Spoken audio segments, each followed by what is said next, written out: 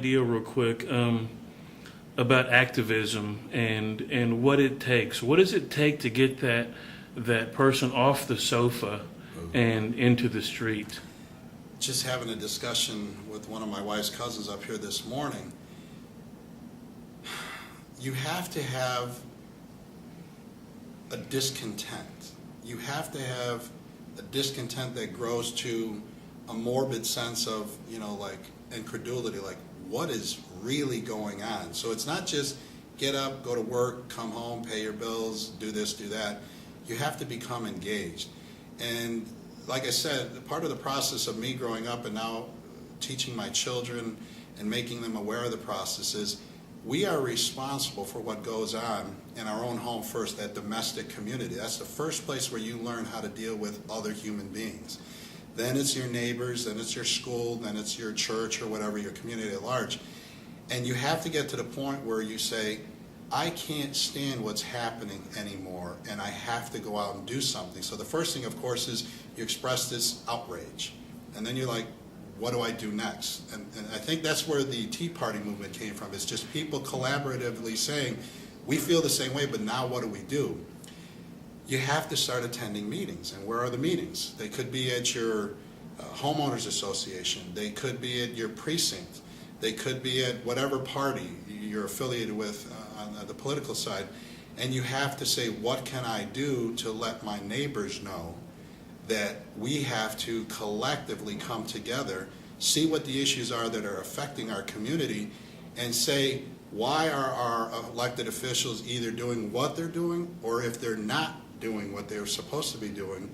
And then it's something that you have to get off the couch. You have to stop and turn off the football game, the soap opera, the movie, and you have to say there's more at stake here, because if I don't do this now, I might not have the freedom that I have to be disengaged. I know people are afraid of, some people are afraid of what the Hispanic community could turn into.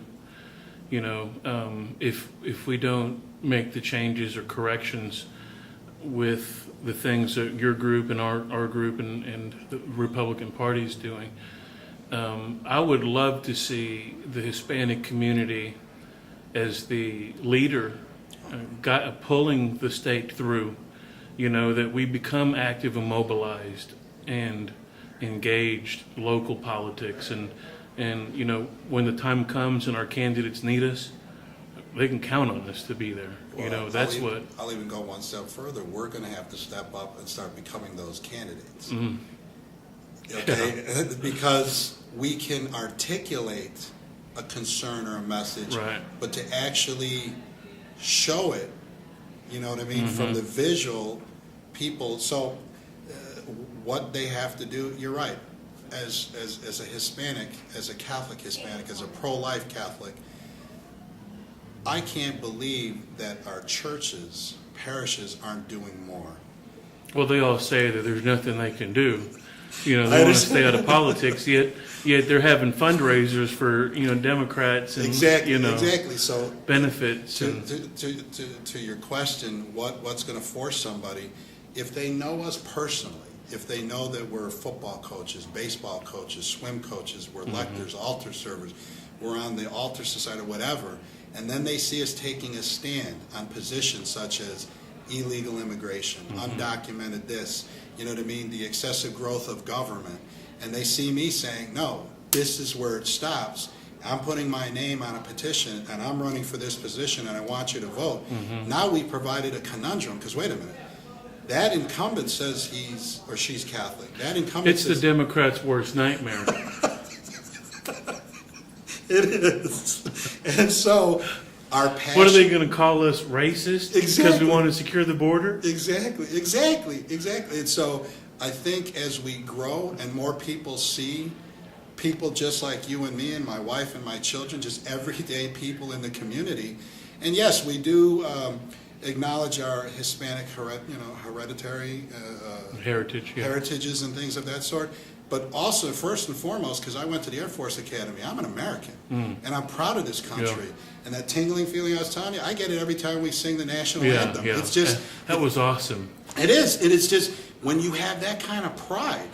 You know what I mean? So I can understand other people's. And but people, I go around and I talk to these 20-some-odd-year-old Hispanic young men, and they say, what does it matter if we vote? Our vote doesn't matter.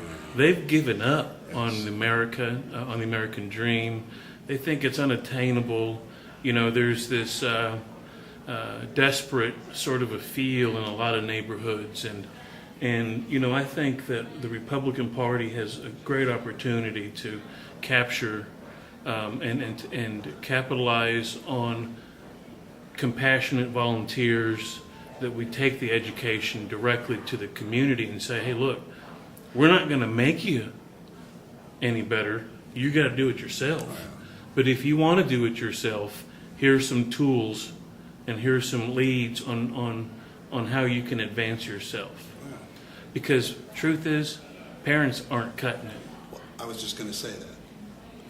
When we say the term the Republican Party, we are the Republican Party. We embody it by our very nature of being matriarchal, patriarchal. We're for life.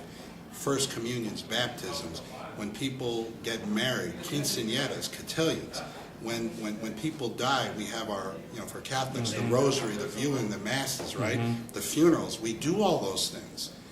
We are responsible for what does or doesn't happen from this point going forward. Right. And you're right. The conditioning of principles to be taught to our children have to come from the parents. If we have that population of single-parent families, then it's us that need to go and teach them the values from the churches, from whatever. And then it's by the proof that you shall know. My children are 18, 14, 16, and 14. They're engaged in the process simply because of what we do as a family. So we make the activity a family thing to do together. Because what's the difference if you go to a ball game, a movie, or you come to a political rally? Yeah. If you're doing it together. Leading by example. Exactly. And then it becomes a part of who they are. And then you can watch them, like you said, then it becomes a personal choice. So that young man, that 20-something that you were saying, son, the reason I would say to him, you have the choice to disengage and not care, is because somebody fought for the freedom for you to have that right. Yeah. You're lazy because you have that right. Yeah, you still live at home with your mother because because you have that right because of this country. Yeah. And now they're being basically conditioned to take the handouts. Correct. It's easier to sit at home and play video games and get that monthly check. But there is a population of younger Hispanics that I'm meeting, that you're meeting. Yeah. Because I'm in my 50s, there's some 30-something-year-olds, there's some 20-something-year-olds, and I see the future, and it's going to be bright. But we, as our part, have to do the hard work up front, to start doing some of the leadership things. Yeah. But it's just inherent who we are. Yeah. If we're a father, if we're a husband, we've already assumed that role. Yeah. And so now we're just going to extend it out to the community just a little bit. But you got to have fun with this stuff too. Yeah. I mean, it can't always be serious. So.